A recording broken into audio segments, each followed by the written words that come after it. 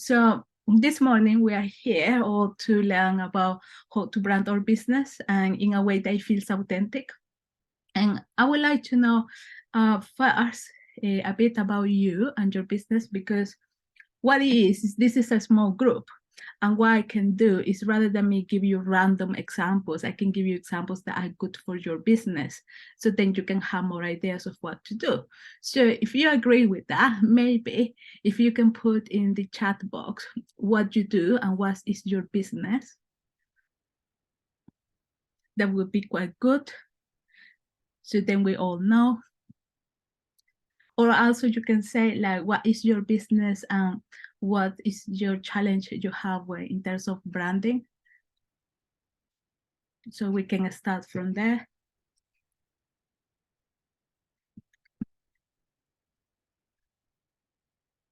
I'll give you 2 seconds in there to if someone participate in the chat. Okay.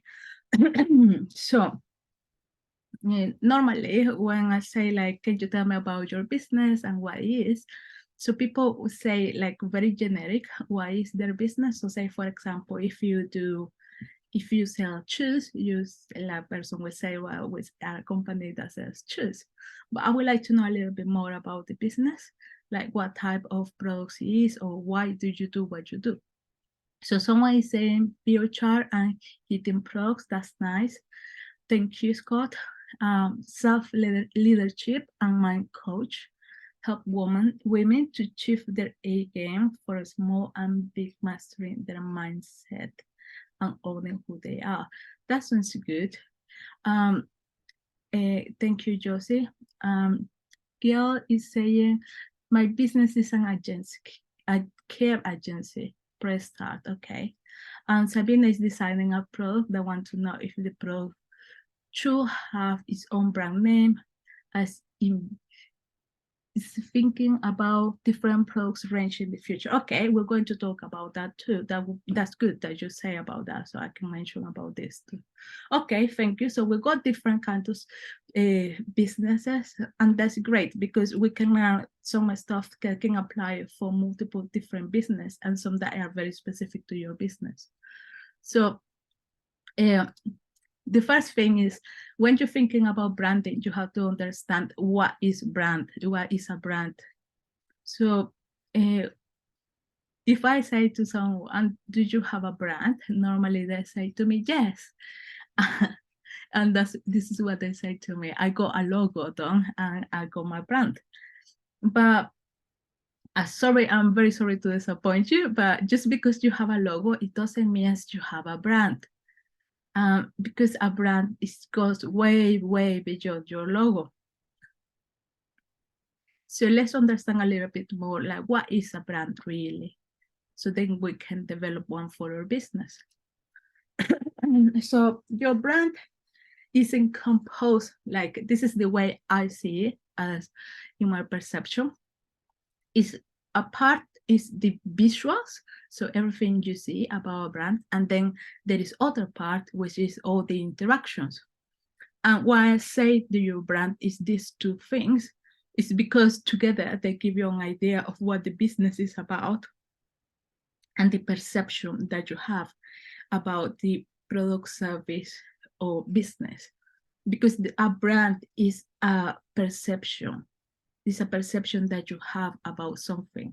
So that's why, like, for example, let's say it's Apple, you come with the perception that it's innovative, it's clean, it looks good. So it's your perception.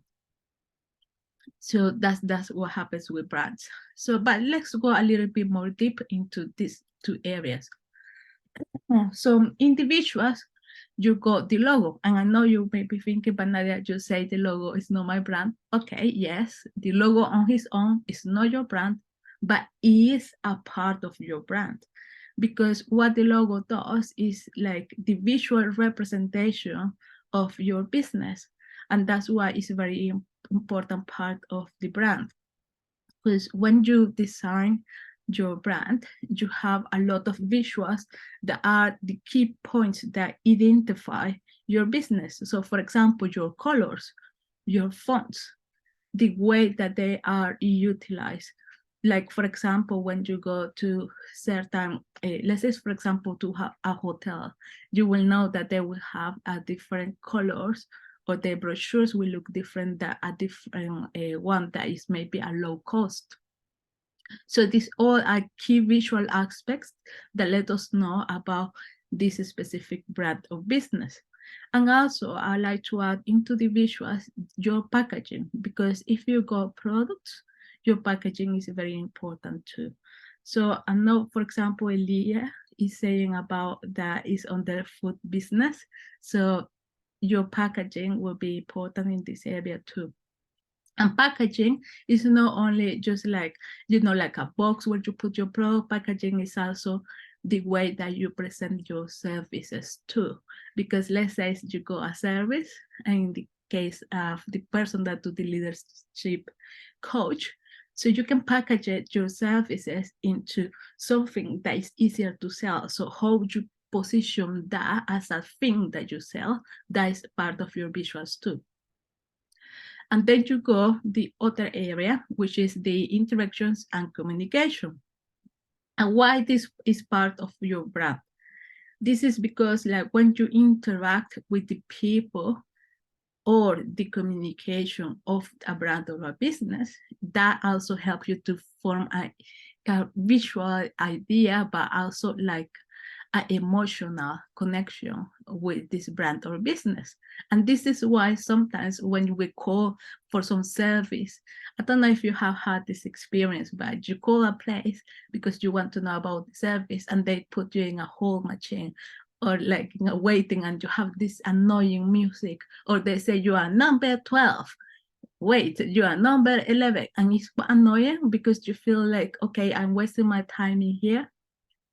So that it had to do a lot with the communication and the interactions, because you are having a bad experience with that brand or business. Does this make sense to you? Tell me if it makes sense to you or not, because if that makes sense, I can give you other examples. So in these interactions and communications, I am also adding your packaging, because like say, for example, that is a food product.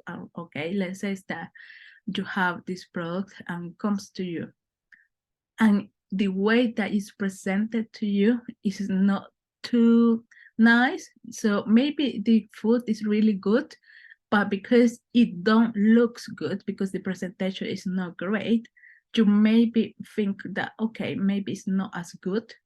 But that's a perception because you haven't tried the product. But this is how brand works, because in the beginning, when you go to the supermarket and you see lots of brands and products in there, unless that you already have tried that product, you don't know what it takes. You only know like how it looks like. And if they have done any publicity, you may have an idea of this may be fun to try, or this may be hot, or this may be nice. But you don't know how the product tastes. So all the decision making for you to buy this product goes into the visual and the interactions you're doing with the packaging or the communication that they are doing. So that's why it's a very important part of your brand. And also I have included in here content. And when I say content, I refer to the content on your website, the content in your email marketing, the content you put out there. If you do presentations for your business, that is part of your brand too. And also your price.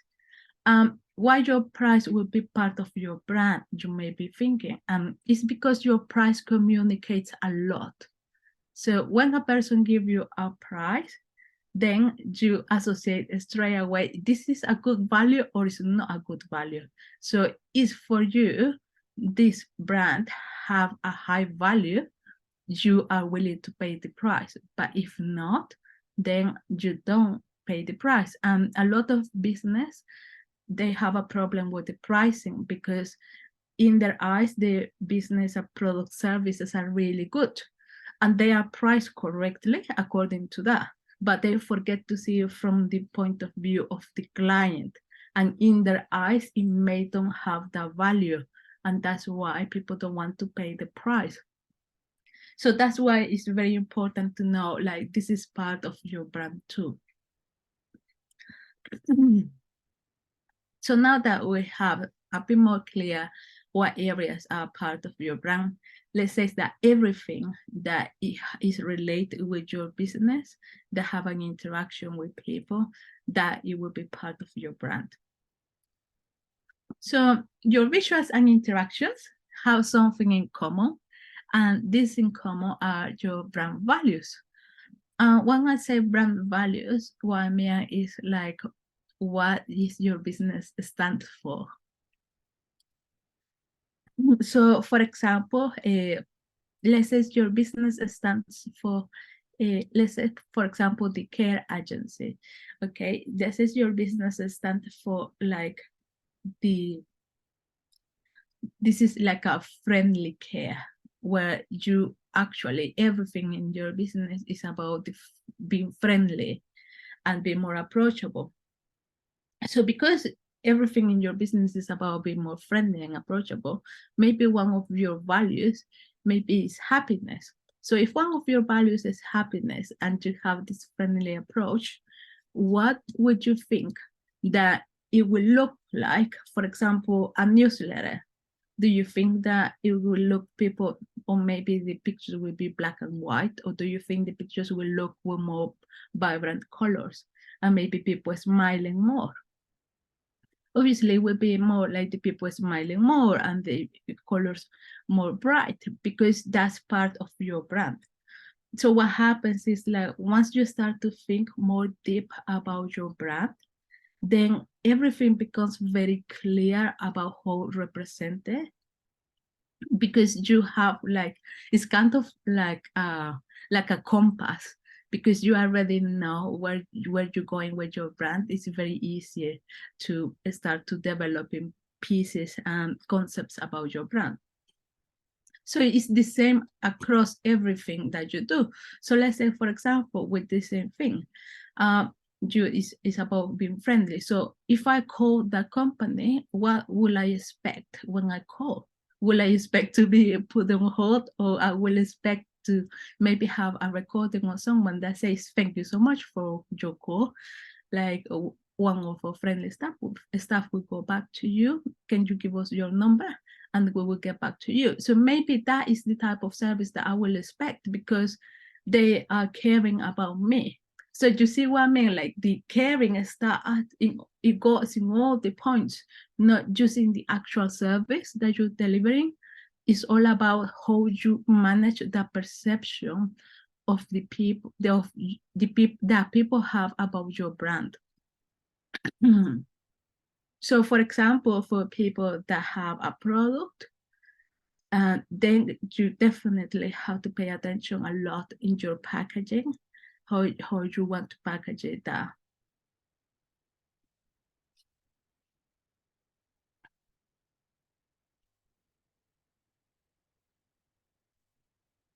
So the idea of your values had to be present in all your communications. It's not that you're going to put the word, for example, happy in all your communications. Although you can maybe use it in some, but the idea of it have to be present. So, for example, if you have the brochure of your service, you have to feel happy. You have to feel welcoming. You have to feel friendly. And how do you do that? Like, visually, for example, maybe the fonts maybe are a bit more rounded. Maybe the shapes you're using are more circular. Maybe the pictures seems like very like with people in the pictures rather than spaces. See, that it would be very different that if your company, let's say, it's a standard for a venture. So all the pictures maybe is like outdoors spaces, and maybe people in risky positions, or like maybe climbing a mountain or things. You see what I'm saying? So it's a very different type of business depending of how you want to brand it. Because that same business, let's say your care business, that same business you can brand it as a business that is more like about this very sharp, clean, almost clinical look and feel. that when you are, that maybe your main value is about transparency and cleanliness. So everything maybe will look totally different because that is your value and that will be present in everything. So that is quite a bit different type of ways that you could brand your business. And I'm trying to give you two very opposite ideas or very different ones, so you can see how that can be applied. Because when it comes to your business, what makes it authentic is to actually think about your business in a way that is more deep and go beyond just the product or service. So normally when I come at the point of branding, there is also another question that normally comes across is about when to brand and when to rebrand. Is anyone in here thinking about rebranding their business?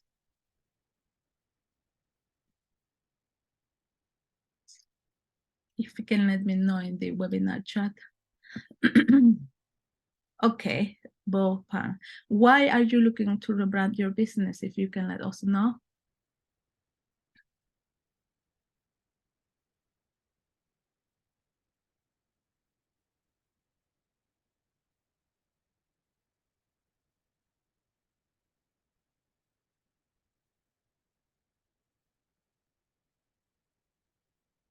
Right, so you remember I was saying in the beginning that branding or your brand is a perception that people have about your business, right? So rebrand is readjust the perception and positioning of the brand. Does this make sense? So let's say a person in the beginning have a perception of you and now you want to change that perception. So then you rebrand. Okay, so Scott says, I am rebranding to give a clear image of what I am doing and to branch out products. Yes, that's a good reason for a brand. Josie says, I'm happy with colors and visuals, but having more struggles with the messaging. Yes.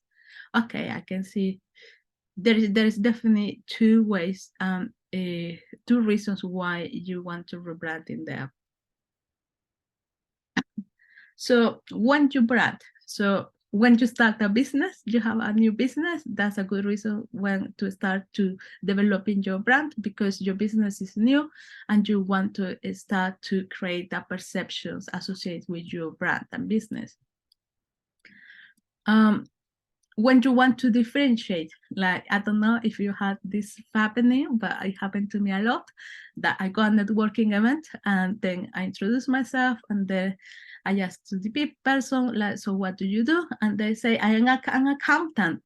And then I meet like 3 accountants in the same event, but I don't know why they are different one from another. To me, they are the 3 the same, because none of them told me nothing that differentiate from them. So I would say, yeah, that will be a good point for branding, because you need to be different.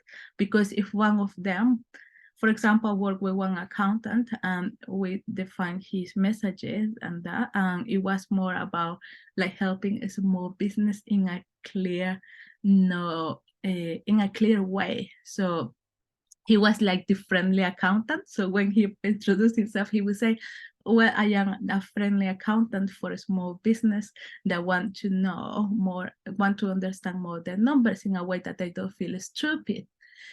And that may sound a bit too much, but actually it's quite good, because if I am a person that I have worked with an accountant that have made me feel stupid for asking questions, or because normally that when you work with an accountant, you feel like you don't know what they're doing. So that make me feel at ease to know that this person is more friendly. So maybe I will want to work with them. Or what about if it's a different type of accountant? I say, I'm an accountant that works with creative people.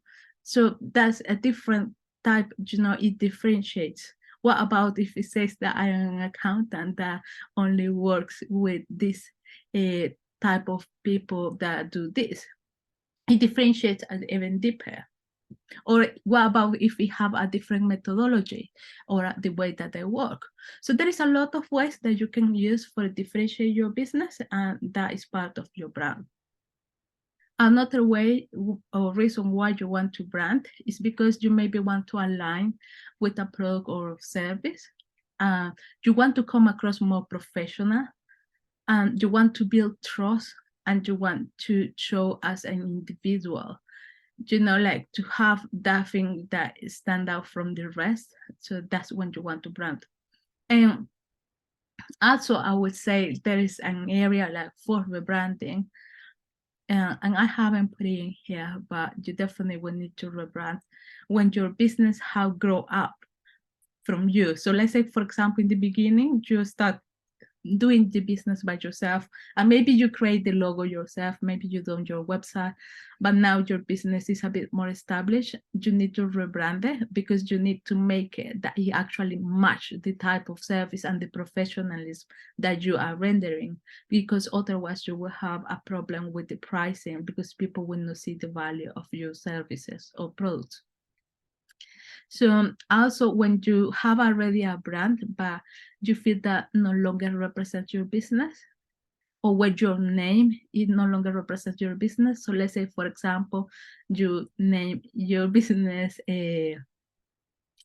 my cleaning products, but now you are expanding in another market. So the cleaning maybe will not work anymore. So that's why you maybe want to rebrand. When you have merged with other business, when you feel that it's not differentiation between you and someone else, when your business model have changed, you can also rebrand. When you have negativity associated with your brand, so let's say, for example, that you have some staff, or maybe something has happened that have led to people to have bad connotations around your brand or products or services, then it's a good idea to rebrand, because then you create a new perception. When you find it hard that people pay you what you are worth, then I would say rebrand too. And this is especially like for people that have a service, but also when people have products that people feel that is too expensive and they don't want to pay for it, it's because they're not seeing the value. So you have to rebrand and show the value. And also when you find how to connect with your audience. So for example, Josie that was mentioning about the messaging. So that is part of the how to connect with your audience, your messaging. So that's the part that you need help with connecting with your audience. And Scott was mentioning also about like having a clear image of what you're doing to branch out the product. So normally when you have a brand, what you want to think about is like you brand for now, but with vision to the future. So what I mean with vision to the future, I mean that you brand something and then you think, okay, in 10 years, will I still be able to utilize this brand?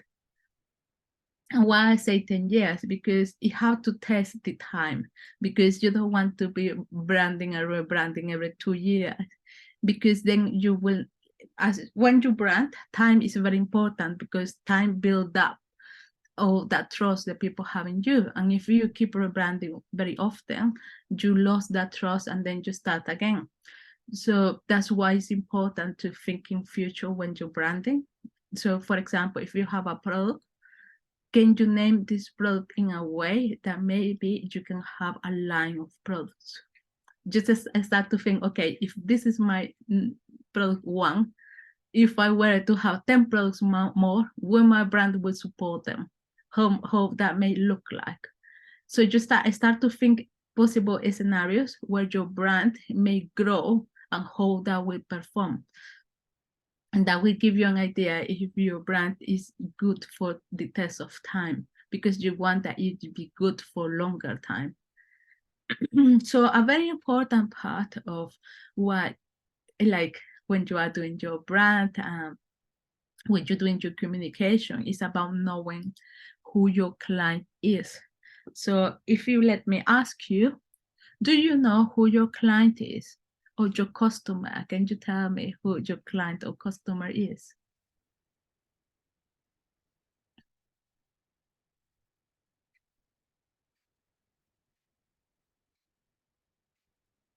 So we know like who you are talking to, who you're trying to attract, who you want to work with, who your client is.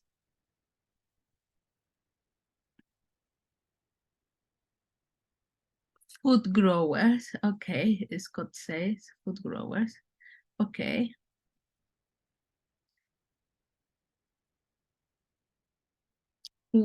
Women leaders and entrepreneurs, okay.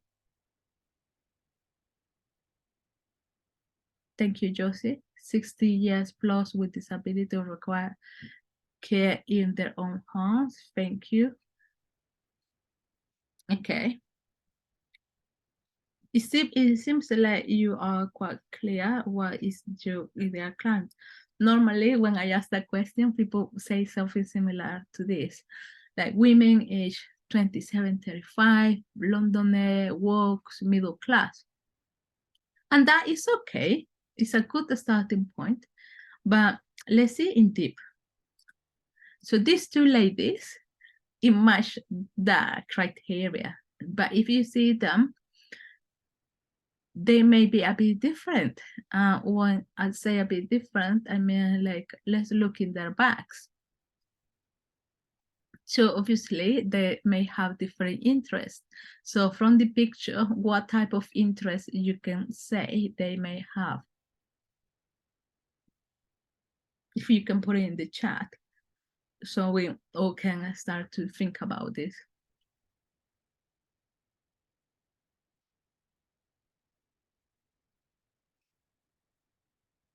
And also keep close to you now, like a pen and a paper, so we can do a lyric exercise for your brand and your business. That will help you a bit. Okay, so thank you for the response. Someone saying sporty, young, like a sport older, fitness and healthy versus beauty, and one is more posh. Thank you. Yes, definitely, they're different, but they still are like into this age. So why is it important to know more in deeper who actually is a person? Because that helps us to market to them better. Because the more you know who your target audience is, the easier it is for you to get to reach them. So how we get to know who is our target audience, why we can do about this. So let's do some strategic thinking, which sounds really scary, but it's not that scary. It's quite fun to do. I find it really fun to do with my clients. So this is the exercise that I would like to do with you. We can do one or two, just for get you a bit started and thinking about your clients. So what you're seeing now here is empathy map canvas. This normally I use with my clients. And what this does is it helps you to empathize with your client or customer. What I mean like with empathize is more like about putting yourself in the mind, shoes of the client that you have. So then you can understand it better. So for example, Josie, you go women leaders and entrepreneurs. Okay, so what type of woman is this? Like what age is, like what do they do in their day-to-day? So number one, who are we empathizing with? So who is the person that we're trying to understand? So definitely a woman is a leader and is an entrepreneur, but what it makes her a leader? So what characteristics you can think that it makes her a leader? What are they trying to do? So do this also for your business, everyone else. So think about like, who is the person you are trying to empathize with? And then number two, what they need to do. So what I'm saying, what they need to do is like, what they need to do different. What they're trying to accomplish. what decisions they need to make. So Josie is saying, ambitious women who have big goals, but struggle with confidence and speaking in the true voice.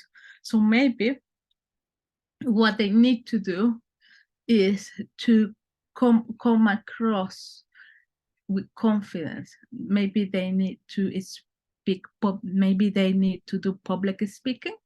Maybe that's what is motivate them, that they want to do that, but they still don't know how, because they still haven't found their true voice. So what is the reason that they will get to you? What they're trying to do? So number 3, like, what do they see? In this case, for example, do they speak with, they have other friends that are in the same thing? Do they have other entrepreneurs friends? Do they see some ads? Do they participate in some trade shows? Do they speak with people who they admire in their field?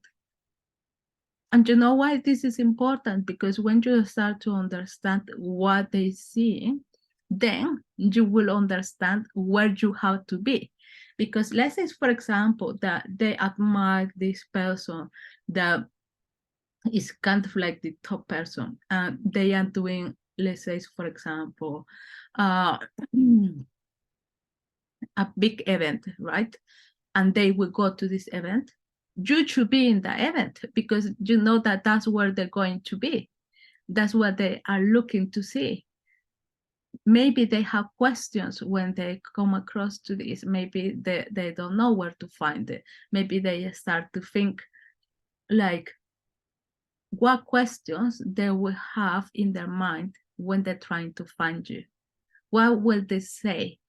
Will they wake up and they will say, oh, I just don't know my true voice? No, maybe they don't wake up like that. Maybe they wake up and say, I wish that I could express it really easily, what I think and feel. Or maybe I wish I can be like so powerful and just stand up in these events and speak really well. You know, you have to try to understand what they say themselves, because when you write your website and your messaging, this is really key, because then you can write in their own ideas and their own ways that they say about this problem.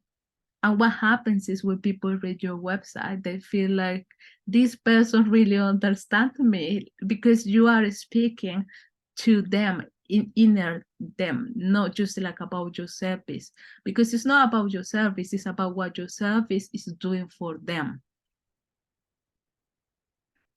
So that's what's going to happen with them. So Gemma, yes, recording is going to be available, so don't worry, just carry on with where you are now. So yes, so this exercise is quite good to do it. And I would say sometimes it's a bit hard to do it by yourself. If you want to do it with someone else, like, so they can bounce ideas, that could be quite beneficial to you.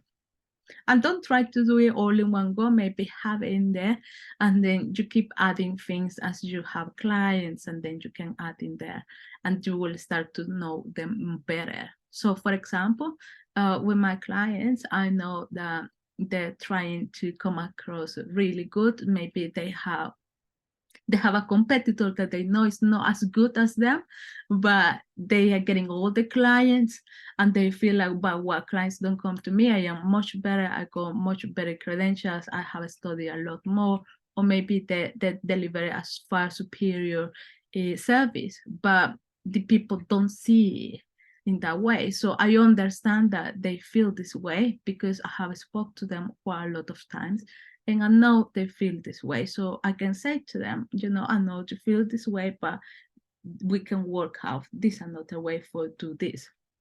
So understanding who your client is very, very important for you. So Josie say, so for example, they want to be taken seriously as a leaders without losing themselves. Yes. And another important thing is also about authenticity, because a lot of people, when you want to be taken seriously, but also you don't want to sound like a salesperson, You want to people come to you with ease, but without losing who you are. You have to be like true authentic to yourself. So why I'm saying this to you and why it's relevant to you, what your brand is doing for you. Why we will spend all this time doing this? This is because like when you have your whole sale process, it works like this. So first, a person have to be aware that you exist. And how the person is going to be aware that you exist? When they see you, when they recognize you. Like for example, when they see your logo, when they see your brochure, when they see your website, when you appear in the places that they are. That's why it's important to the exercise I said to you before. Like you have to become familiar to them. And why I'm saying this, let's say, for example, they already know that you exist, right? But now they need to hear more about you, your products and your service. So then you become familiar to them. So when they hear your name, they know, okay, that's the person that do the fitness and the health. Or okay, that's the woman that helped the confidence. They have to kind of categorize you and know that you exist in that category, because then it comes the next step, which is like when you start to consider, should I work with this person? Maybe they can help me, because you have enough information by then to start to consider working with these people, or maybe buying that product. If you have a product, also you have to do these steps to make it the people start to consider buying it. And then you go the next step, which is like when the person finally buy from you. And it don't ends there, because the person buy, but your job is to get also that the person loves so much working with you and your product and services, because then they will become a fan and they will refer people to you. And what is better is when someone feels so good with your product and services that they themselves, without you even asking, they say to people, you should speak with this person, she's great, or you should go and contact this because they're offer really great service, because they feel so happy that they are compelled to refer you. And that's what you want, really. That's why you build in this brand, because you want that they have great experiences with you, that they are so good that and so different than everyone else, that there is no other option of who they should hire or work with. Is this important to you? Do you think this would help your business? Let me know in the chat box. So how your brand is aligned with your clients and your product and services. So ask yourself, like, what your business is doing for your clients. As I said to you, go beyond your service. It have to be more than that, a deeper level. So for example, in my business, I help people to define their ideal client. I help them to make their products and service more attractive. I help them to maintain their brands, because sometimes you create your brand, but it's not just about creating it, it's about maintaining it, because you can create it and just forget about it. Never remember again, pay attention to everything else. And that's it, your brand just slowly dies. And then the another area, I help them to charge more, because they're really good at what they do, but they cannot charge more because people don't see the value.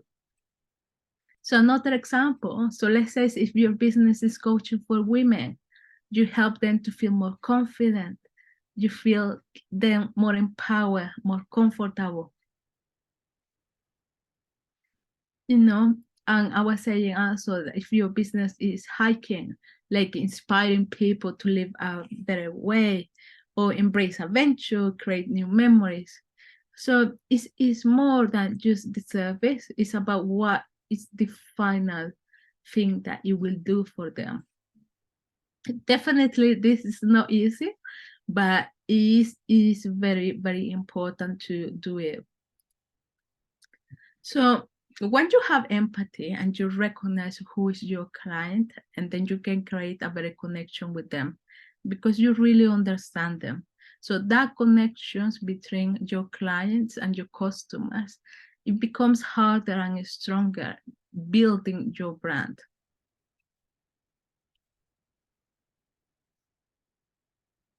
So how do you define your authentic brand? How do you think you define your authentic brand? What does it make a brand authentic?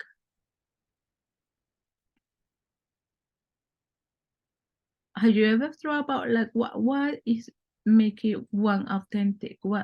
Why some brands feel fake versus another that feels really authentic? Right. So God is saying staying true to your values. Yes, definitely. Doing what you're passionate about. Yes, 100%. You know, like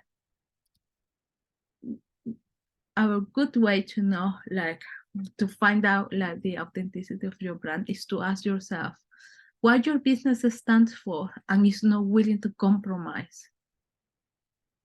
Because then it's very clear to you, okay, my business stands for this and it's never going to compromise in that. It shows your values. Cherry says it should reflect what you are aiming to offer to your customer. Yes. So let's see how your values can maybe apply in day-to-day business, because that's the hard part when people try to apply their brand in the day-to-day. So when it's quite hard.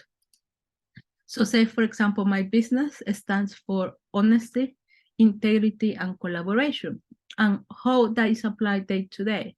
So honesty, that goes like, for example, a client come to me and shows me this new product they want to launch, and I know that is not good enough, or maybe it's not going to work in that way that they want to present it, because maybe there is some points that they need to improve. So because my business stands for honest, I'm not going to say, oh yeah, that's great, let's launch it tomorrow. I'm not going to do that, because I have to be honest. And honest doesn't mean also like be like cutthroat to the person and make them feel bad, but it's just about being honest, saying in a good way, this product may be a better option to present in this way because this and this and this. So it's an honest saying. So when with integrity, because it's not about me trying to sell them something, it's just about because this don't work for what you're trying to do. And it's collaborative, because I will ask to them why you think that this will work, what are you trying to do. So I also hear their feedback and try to understand. So it's a collaborative process. So you see what I'm saying, how these values can really integrate on what you do with business. So for example, if someone said to me, they like try to help me to do this brand and I don't feel that it aligns with the integrity, I will have to say to them, like, I'm sorry, but I cannot work with you. Or say, for example, that I have a client that they just want me to do everything for them, but they never want to do input or never want to collaborate. So we cannot work together because my whole business is standard for collaboration. So you see how it becomes really easy for you to know, okay, this is what my business is doing and this is the type of people I'm working with, because you are embracing who you are in a deeper level, and that it becomes different. Sometimes I have said to business that have contacted me, I have said, I'm very sorry, but at this moment we cannot work together because you need to have in place some areas that you don't have at the moment. For example, a person contacted me for do a website, but they don't have in place nothing about their brand. So it would be in my best interest and their best interest to let them know that they have to have in place certain aspects of their brand before trying to do the website. Because if they do their website before, it will be more expensive for them, because then when they actually develop their brand, they will have to redo their website. So it will be more expensive.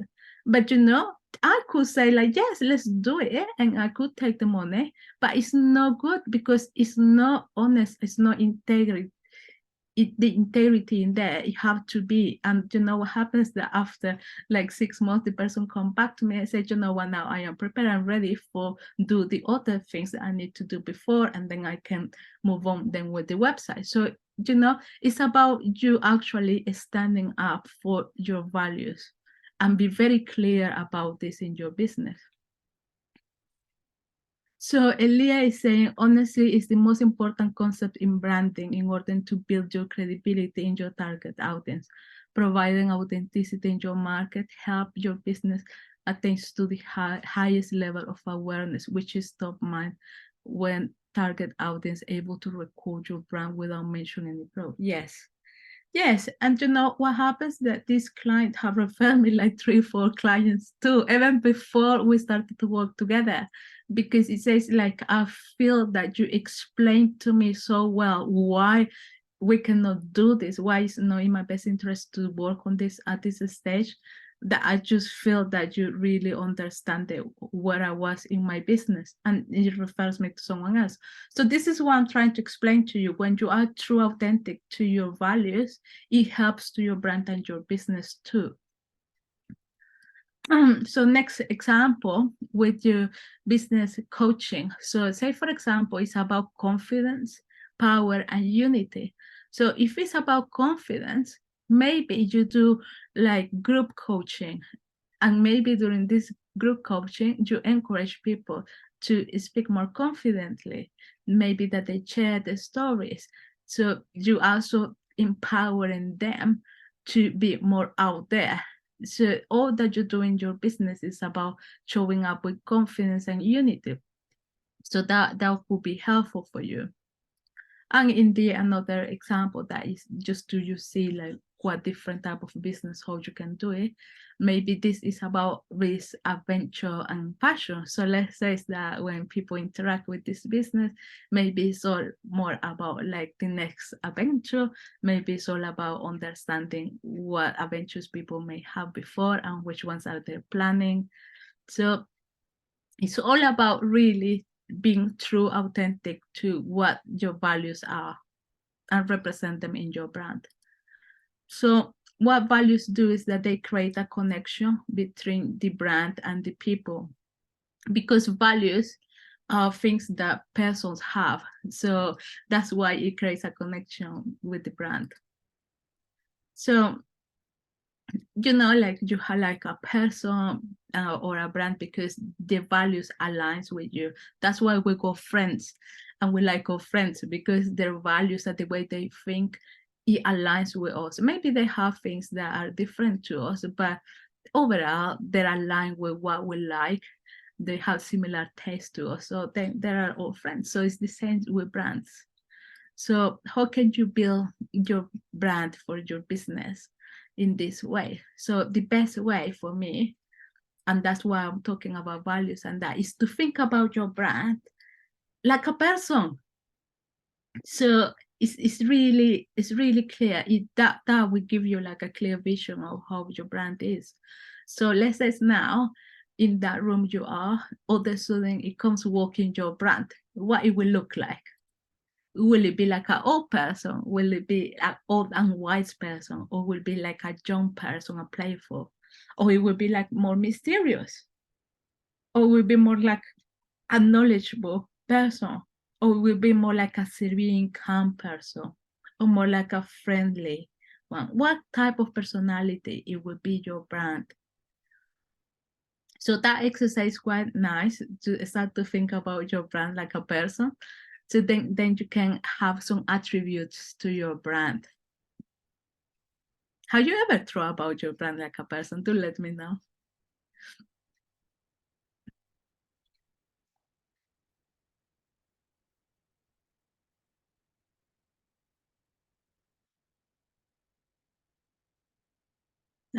Scott said no, I haven't thought about the brand like a person. No, through this why, but it's insightful. Yes, it's quite fun. You know, the main thing I always think is that branding, it don't have to be boring, it don't have to be tedious. It's fun because it's just about showing more of who you are, how your business is. You know, and I think sometimes it becomes quite hard when you start to just think like it would be hard, but no, because why it would be hard is just bringing out who you are. In terms of personality, you can have a lot of different key points that you can find once you start to think about your brand as a person. So just take a note which ones could be good for you. And you always can review it. So don't feel like you have to do it all in one go. So let's say when you first meet a person, you always make up your mind and you think like how the person would be like. So if like let's say you go in the train and you see someone and just by the way that they look like, you start to think who they are.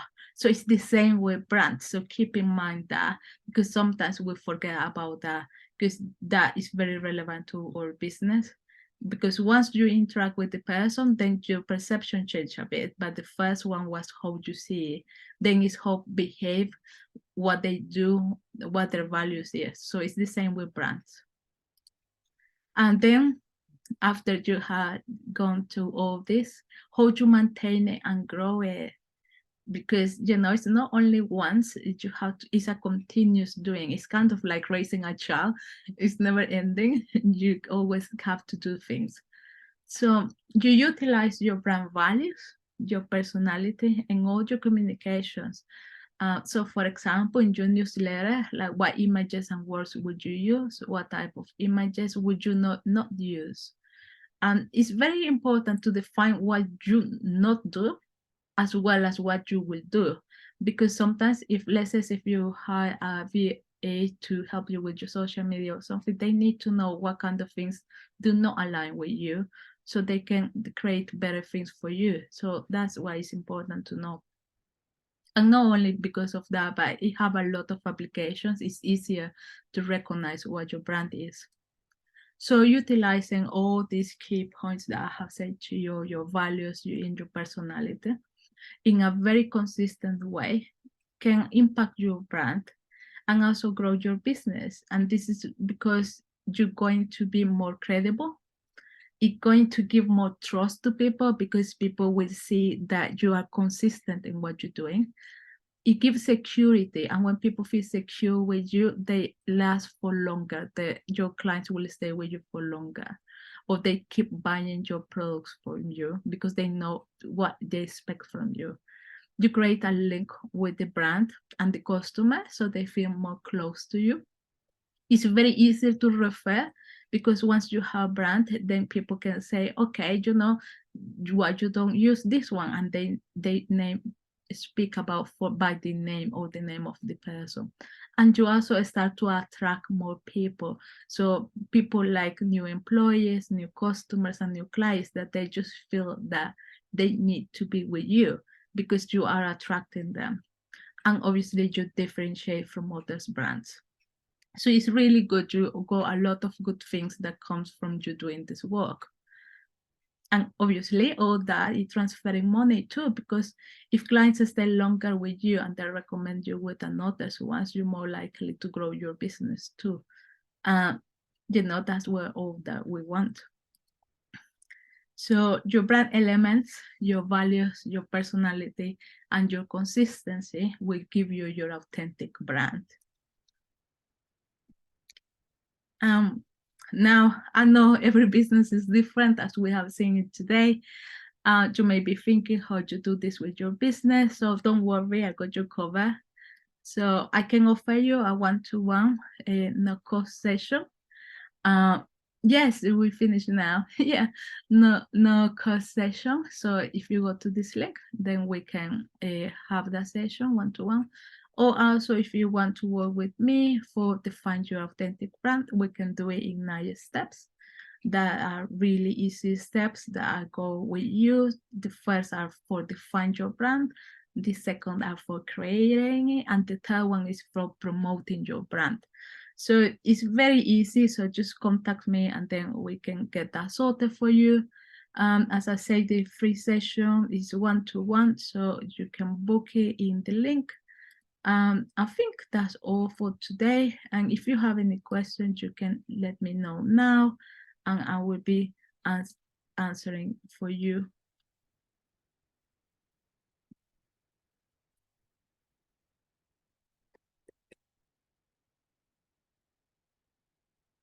Excellent. Thank you so much for that, Nadya. Hope you guys have actually, obviously Nadia's been really informative this morning. Hope you guys have taken, what she said, obviously on board. Your branding is just not your logo and your brand name as such. It's a lot more involved with that nowadays. And that's what you've got to use to make sure that customers understand the product services they're buying from you as well. And how brand can help basically sell those products and services a lot more further. Thank you very much for this morning, Nadya. You've been really, really good on this as usual. Hope you guys enjoyed it. Please, if you have any questions, pop them into there. We've just got a few minutes. We're just running a little bit over time, but if you do have any questions, please, book a session. Or Nadia's shared the link basically. If you wanted a one-to-one with her, she shared the link in the chat box. So obviously click that, keep that aside, and then obviously you can have a one-to-one with her as well. If you need anything from us, guys, you know where we are, wenta.co.uk. I'll share the telephone number as I said before. So our contact details are 01438 310020. They are on the Wenta website just in case, but it's here for you as well, guys, in the web chat as well. But yeah, if you have anything, by all means, obviously ask away. If not, thank you very much for joining us this morning. Excuse me. Been really informative, and it's all good on that side. Is it Elijah? I would like a certificate for this webinar. Unfortunately, this is not a CPD certified webinar, so you won't be getting a certificate for this. Most of our webinars are CPD. The partner ones aren't, unfortunately, as such. So yeah, you won't be getting a certificate for this one at this age. Yeah, thank you. Okay. Excellent, guys. No questions. I don't think there's any questions coming through. No, there's nothing in there. All right, guys, thank you so much for coming on. And thank you very much, Nadya. Bye. Have a lovely day. Bye-bye. Take care. Bye. Bye, everyone.